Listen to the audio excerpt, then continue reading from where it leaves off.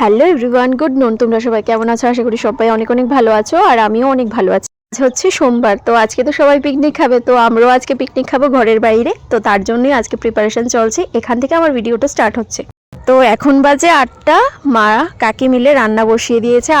আজকের মেনুতে রয়েছে মাটন, চিকেন, শুটকির চাটনি, আর সাথে রয়েছে পুঁটি মাছের তরকারি, আর লাস্টে হলো পাঁপড়। তো চলো ভিডিওটা এখান থেকে স্টার্ট করছি, দেখতে থাকো। পুঁটি মাছের তরকারিটা রান্না করার জন্য এখানে কড়াইতে দিয়ে দিল কোচানো পেঁয়াজ, তারপর মাছটাকে ভালো করে মশলা দিয়ে মেখে দিয়ে কড়াইতে মাছগুলোকে দিয়ে দেওয়া হলো।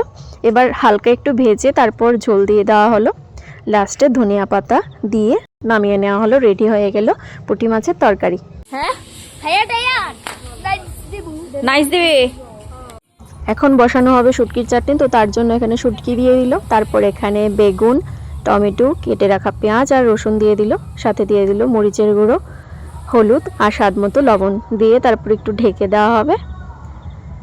তো রেডি আমাদের শুটকি চাটনি। এবার এটা নামিয়ে নেব। তারপর বসানো হবে চিকেনটা। তো চিকেনের জন্য রেগুলার যে মশলাগুলো আমরা ইউজ করি সেগুলো এখানে ভালো করে মিক্সড করে নিচ্ছে।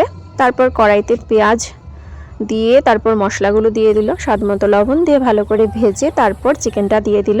তো মাংসটা কষানো হবে এখন ভালো করে। তো মাংসটা কষানো হয়ে যাবার পর ভাই এদিকে টেস্ট করছিল সবটা ঠিক আছে কিনা। দেখো কি বলছে।